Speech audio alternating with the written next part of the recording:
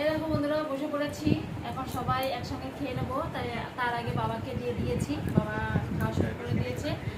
আর এইখানে দেখো স্যালাড কেটে নিয়েছি, শশা, আর এখানে দুধ আছে, আর এখানে পুঁই শাক রান্না করেছিলাম সেই পুঁই শাক, আর হয়েছে কিছু হয়েছে, যাই হোক। আর এখানে হয়েছে এই দেখো কষা কষা মাংস, এই দেখো এখানে চিকেন হয়েছে এই যে, আর এখানে হয়েছে এই দেখো ফ্রাইড রাইস করেছি।